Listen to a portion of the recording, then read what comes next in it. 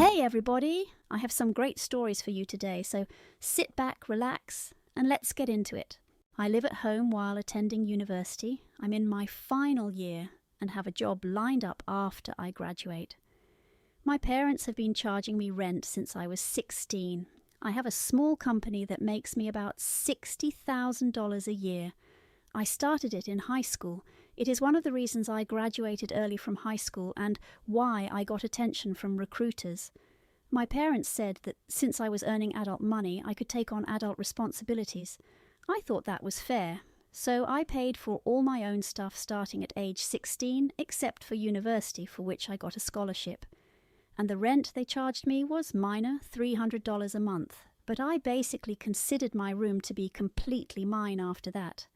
I kept it tidy because I like it that way, but they had no say in when I cleaned it, when I did my laundry, other than to not do it at a time when I would disturb the family, for example, 3 a.m. I bought food for myself, and I ate when I wanted. They tried to say I was separating myself from the family, but I saw it more as having my own schedule. This year for spring break, I went down to Mexico with friends. My parents were upset because they were hosting a big Easter family get-together. When I got back, they said I was behaving badly by not being around for a family gathering. I said it was my last spring break in university and that I was not responsible for their schedule. They said I was grounded, and I laughed and said, "Good luck with that." I went to my room and locked the door. They tried banging on it for my attention, but I'm done. My grandfather came over to talk to me later. He is the one who helped me get my company started, and he is always there for me. He said that I was rude to my parents when they were trying to be there for me. I asked him how much rent he charged my mum when she lived at home. He said it was ridiculous to think he would charge his kids rent. I told him that I had been paying rent for 4 years. He went into the house and I heard a fight. When he came out, he said that I need to treat my parents with more respect, but that since they are my landlords, they do not have a say over how I spend my time. I'm avoiding my parents for now and am renting on Airbnb right now until I graduate. I took everything that was important to me and left $600 for the last 2 months I had planned on being there. They keep calling me, but I am currently getting ready to move for my new job. I don't have the energy to deal with them. Look, you've been navigating a tricky line between being a tenant and a family member since you were 16. Paying rent that young, especially when you're hustling and building a company, is no small feat. It's understandable you'd see your room and your time as yours, full stop. But here's the thing. Family dynamics are messy and complicated. Yes, you're entitled to live your life, especially when you're footing your own bills, but skipping out on a significant family event without a heads up, that's where you fumbled. It's not about the rent or the independence at this point, it's about basic consideration. Could your parents have handled it better? Absolutely. But laughing off their feelings and locking yourself away? That's not how you solve problems or maintain relationships. You're standing at a crossroads between asserting your independence and nurturing family ties. It's tough, but finding a balance is key. Well, I could talk all day about this, but let's jump into the next post. Several of you have asked for an update on my situation with my ex-husband, who gave me a year to change my last name back to my maiden name because his fiancée was uncomfortable with her and me having the same last name. To clarify, the reason he gave me a year is that they are getting married sometime next year and wanted my name changed prior to their wedding. My ex called me yesterday and said he had done a lot of research on ex-wives keeping the ex-husband's last name after a divorce. He stated he didn't realize how common this is, especially when there are children from the marriage. He also said this had been my last name for 17 years. My entire adult life has been with this last name, and I have built a career with it. He basically acknowledged that every reason I had to keep it was legitimate. He apologized for the way he initially approached me about changing my last name and explained he is in a bad spot trying to make his fiancée happy. He also explained she feels that by me keeping his last name, it must mean I'm still in love with him, and this is my secret way of assuring we end up together again someday. I informed him this was not, nor will it ever be the case. Yes, I care deeply about him because I was married to him for 12 years, and he is the father of my children, and I want him to be happy in life. However, I fell out of love with him many years ago, and that will not change. He said he informed his fiancée that he will not bring this up to me again, and if she didn't like it, the ball was in her court to decide if she wanted to continue their relationship.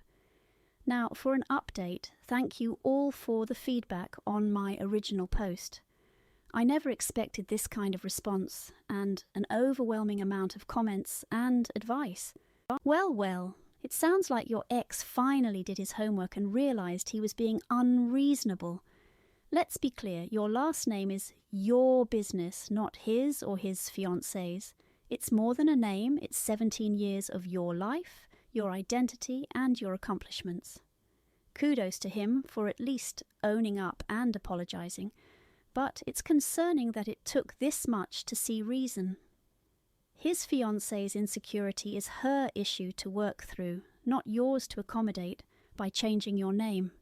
It's good he's standing his ground now, but it's a red flag that it even got to this point.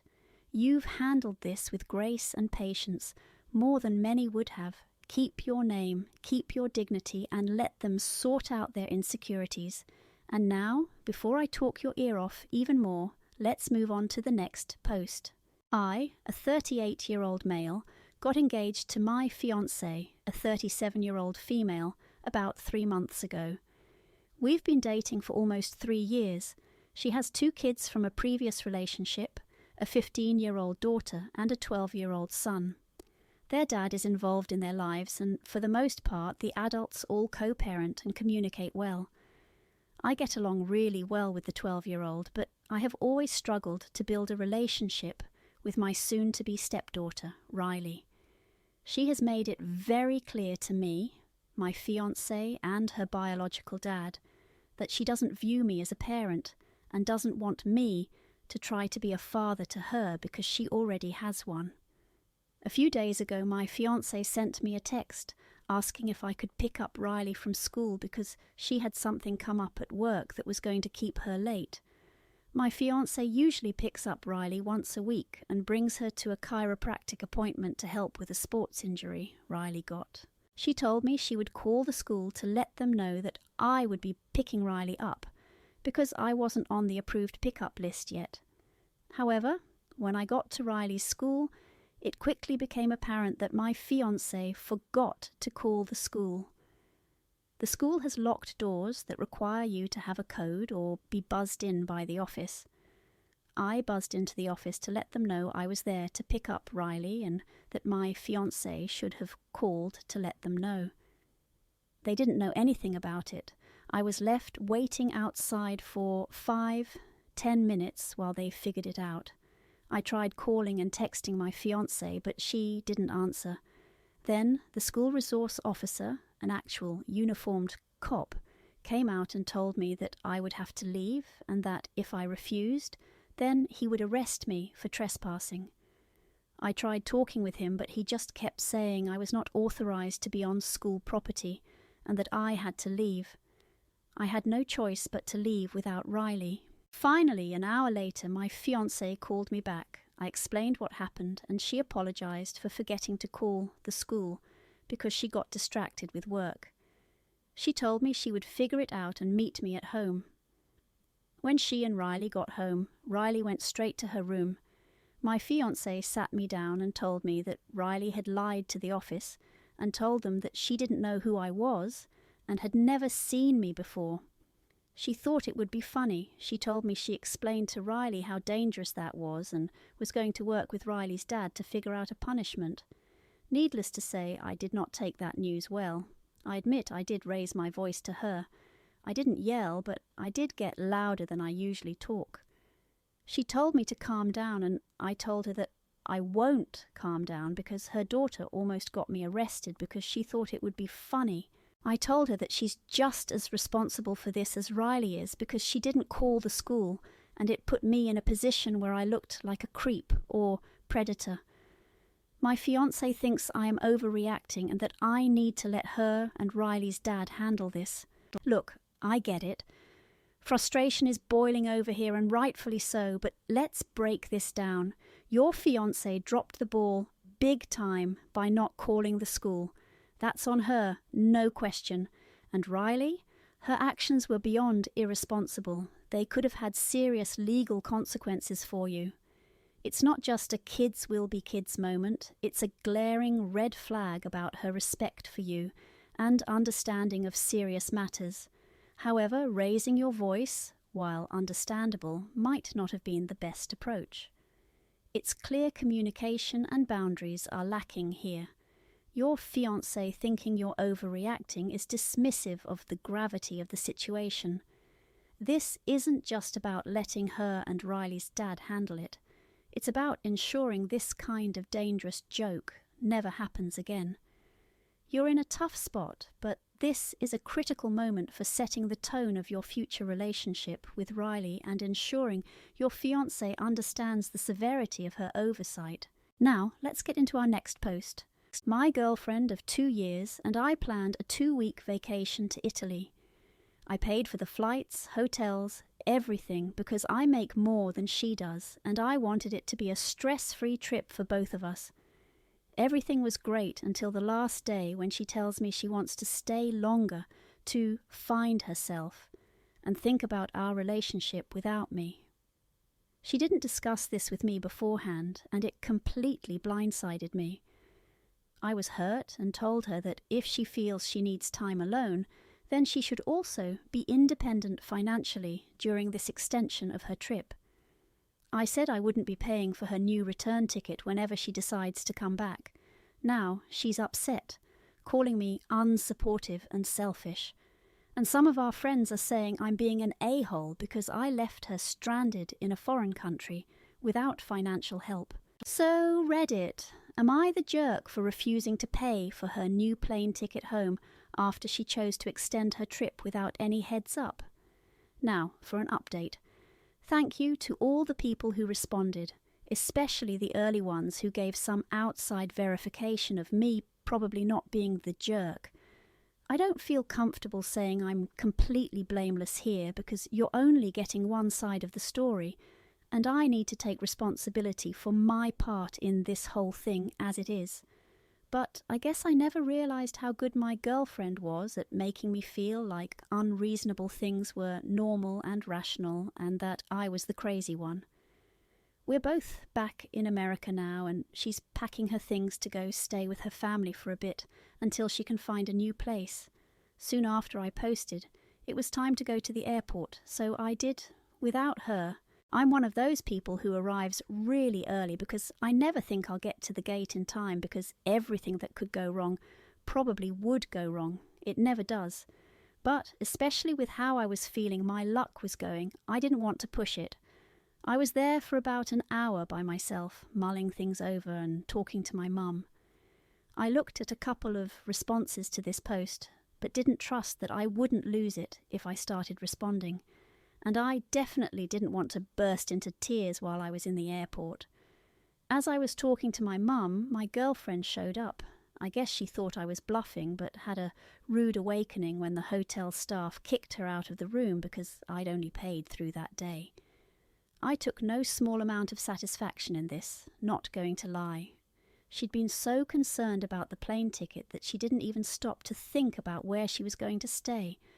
As many of you guessed, she met someone while we were in Italy. She was quick to tell me that it was just a physical attraction and that they hadn't done anything, but she had his contact and was wanting to see if it'd go anywhere. I guess that's what I get for not feeling well and wanting to stay in one night while she went out to explore.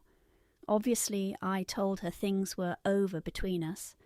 Even though she tried to make it sound like nothing had happened, the fact was I couldn't feel like I could trust her when she said that, and I don't really want to be with someone who feels like it's okay to still keep her options open when she's been in a monogamous relationship for the past 2 years. The flight home was awkward, and she tried really hard to give another pitch for why we should stay together on the drive home from the airport. I think as we got closer to home, reality started setting in, and she realised she'd just thrown a lot away. So, yeah, I'm jet-lagged and physically and emotionally exhausted. I'm just kind of numb at this point.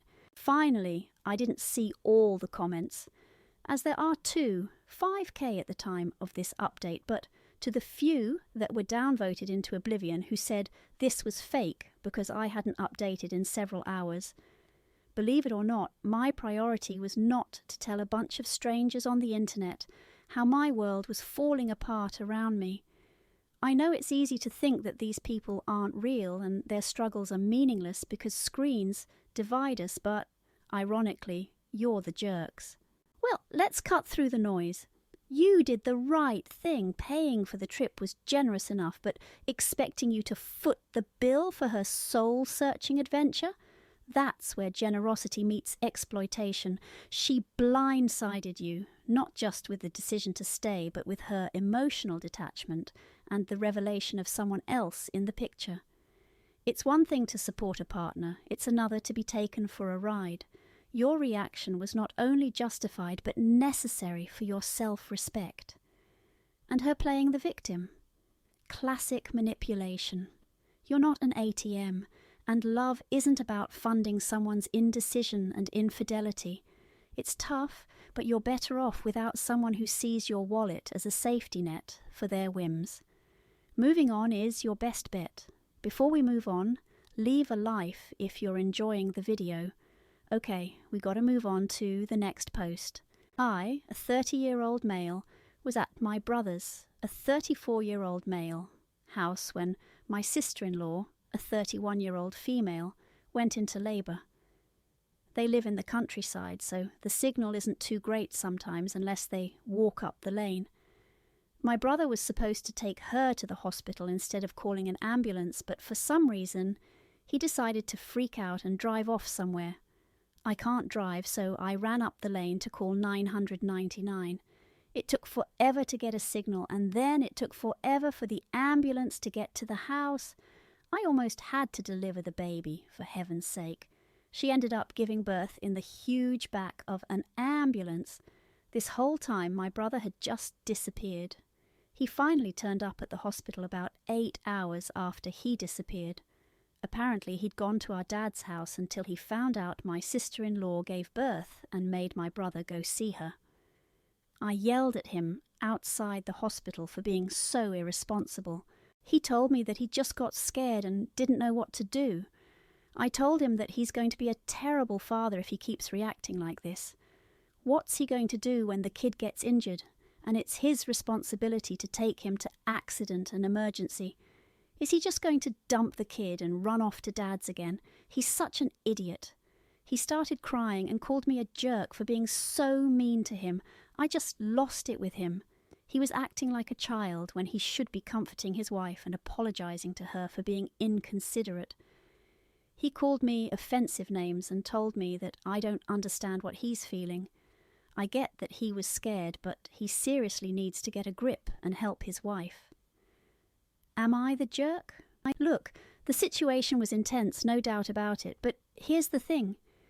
When you sign up for the whole marriage and having kids deal, you're also signing up for the tough parts. Your brother frankly dropped the ball big time. It's one thing to be scared, but it's another to completely bail when your partner needs you the most.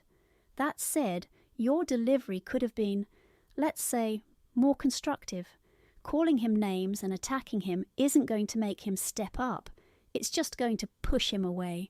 Yes, he needs a serious wake-up call on responsibility and being there for his family, but maybe try a different approach. One that's firm, yes, but also opens the door for him to actually listen and change. Let me know what you all thought in the comments section. All right, guys, here is the next post. So I, a 16-year-old male, still live with my family, obviously. I have chores just like my siblings, but something I do for fun and because I love and have a passion for it is cooking. I started cooking for myself 3 years ago. I had cooked before, but nothing like the last 3 years. I enjoy making my own breakfast, dinner, and even lunch, if I have no school. My parents saw I was cooking more, and they added that to my list of chores because my mum said they didn't want to waste food, and my dad said it was rude to cook for only one person. And I didn't mind cooking for everyone, but they were so ungrateful, my siblings and parents alike. Complaints I got were too spicy, wanted potatoes instead of rice, wanted rice instead of noodles, wanted beef instead of chicken, wanted something plain instead of spicy, wanted no veggies, wanted a more veggie-focused meal, wanted lasagna instead of pasta bake, didn't want soup, didn't like the flavour of soup, didn't want something sweet, wanted something sweet, changed mind and wanted meat well done, wanted more kinds of potatoes, and the list goes on. None of this was constructive either. It was whining and complaining, and I did start out asking what I should do, but everyone wanted something different, and I'm still in school. I can't spend 6 hours cooking dinner on a school night, so my siblings can have pizza, fries, nuggets, tacos, and my parents can have steak and potatoes and gravy and all the trimmings or none of the trimmings, but 5 different kinds of potatoes. I even made a weekly meal plan for a while, and they wouldn't complain until after they ate it. I spoke to my family about the way they were behaving, and my mum told me that's the reality of cooking for a family. She said my siblings and dad had always been like that with her. I pointed out I hadn't been, and she just said that, and she said, "Yeah, but it's part of life." I told her so. She decided to treat me worse than I treated her, and she told me I was being difficult, and I told her no. She was taking everyone else's behaviour out on me. A few times my dad or one of my siblings would say I wasn't a very good cook, and they hated eating my food. So I said I wouldn't cook anymore, and my dad and mum would get pissed, and my siblings would call me lame. So I stopped cooking for them. I cook just for me again, and my parents are furious. They all come home hungry, and I have nothing ready for them, not even my siblings. My parents told me it's disrespectful, and I cannot continue, and I said they were all the disrespectful and ungrateful ones, shitting all over what I made for them. They told me I shouldn't be okay with letting them go hungry, and I said they all deserve to go hungry. My parents said it was a disgusting attitude, and they grounded me for 2 weeks. Am I the jerk? Oh, honey, let's get one thing straight. You're not a personal chef, and your family's expectations are way out of line. Cooking is an art, a passion, and it's clear you've got a love for it. But love doesn't mean you have to put up with endless complaints and zero appreciation. Your family, they've shown a stunning lack of respect for your efforts. It's one thing to give feedback, it's another to demand a 5-star menu on a whim. Your mum's comment about the reality of cooking for a family. That's a cop-out for not addressing the real issue. Gratitude and respect. You tried to accommodate them, even made meal plans, but got nothing but grief in return.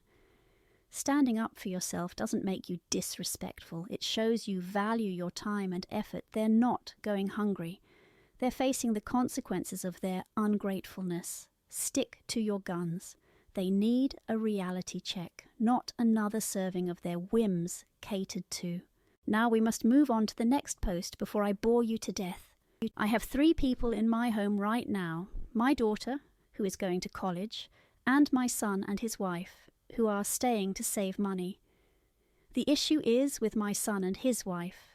They eat so much, and frankly, it is a concerning amount. What I usually did before they moved in was make a meal, everyone eats, and then I would pack up leftovers in the fridge. The food is gone by the time I even try to get seconds. Sometimes I make food and my daughter isn't home, and it's all gone. I make big meals that can easily feed 4, 6 people with leftovers sometimes. For example, I made a pound of spaghetti with meat sauce. I didn't even get any because I didn't grab any and was going to eat after I finished some chores. My daughter wasn't home, and those 2 ate a whole pound of spaghetti. I had a 2-layer cake, almost all was there, and went to work. The cake was almost gone when I got home. That was less than 8 hours. My daughter is very frustrated since there is never any cooked food in the home. I have made double batches, and that gives leftovers, but they don't last. The next day, the leftovers are gone. It is hurting my wallet, and I am over it. I don't want to charge for groceries since that won't solve the issue with leftovers, or if they eat everything before anyone has the chance to eat. So I sat everyone down and told them I will be plating everyone's food. That leftovers will be split evenly and labelled clearly. If anyone is still hungry, then they can buy more food to eat. I implemented it today. My daughter and I loved it since we could eat and have leftovers. They hated it and are still hungry. This started an argument and they think I am a huge jerk. Look, managing a household with grown adults is no small feat, especially when it comes to food. It's clear you're trying to be fair and ensure everyone gets a share, which is commendable. But let's be real. Your son and his wife are acting like they're at an all-you-can-eat buffet, not living in a shared space with family. It's one thing to have a healthy appetite, but devouring a pound of spaghetti and nearly an entire cake in one go, that's excessive. Your solution to plate everyone's food and manage leftovers is a practical response to an out-of-control situation. They're not children, and it's high time they learn that resources, including food, are finite. Being still hungry doesn't give them the right to monopolize the meals you prepare. They're adults, and if they're still hungry, they can supplement their meals with their own purchases. Your house, your rules, they need to respect that or find an alternative that works for everyone. All right, that's enough of that. Let's get into the next post. My husband spent $160,000 investing in baseball cards without telling me. During this same time, he would get mad at me for spending money on meal plans or salon services. I would get yelled at for my disrespectful spending and my financial goals not aligning with his, he would say. He did most of this spending on his personal credit card that he paid for with our joint account.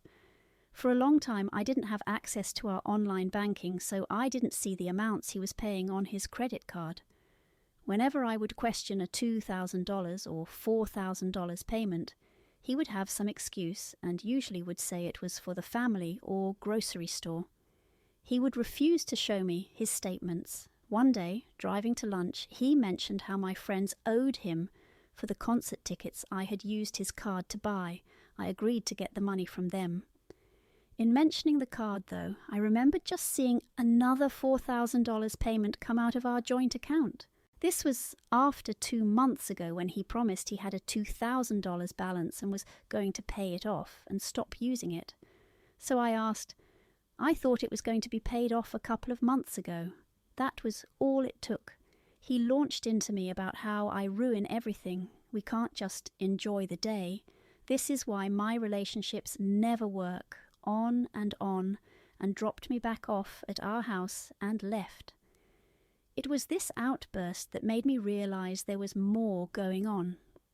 After lots of back and forth and digging and finally getting him to give me access to his credit card statements, I added up $160,000 in 3 years that he spent. I already realized the financial abuse that has taken place on many levels, and there is so much I'm not including.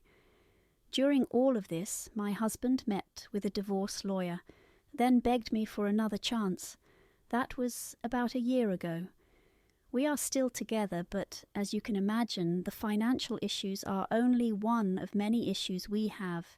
At the time I realized what he had spent and that I was so ill prepared for a divorce, I started transferring money from our joint to my personal account every month. My goal, over time, is to take my half back, $80,000, and invest how I want to. He was, of course, mad, but I basically said, oh, well. He should have considered me when he spent it, and I was only correcting a wrong.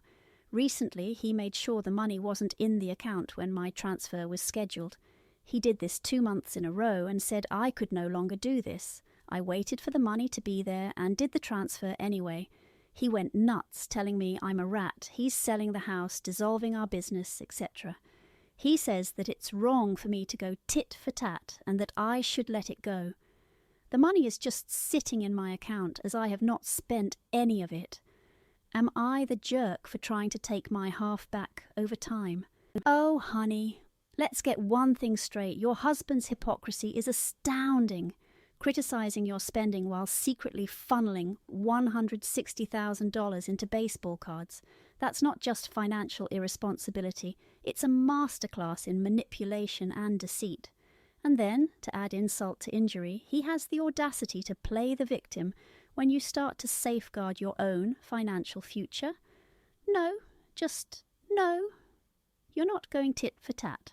You're attempting to protect yourself from further financial ruin. His reaction, from insults to threats, is not just about the money. It's about control. You've been more than patient, and your actions are a direct consequence of his betrayal. Don't let his gaslighting make you question your sanity or your rights. You're correcting a monumental wrong. Now, let's get into our next post.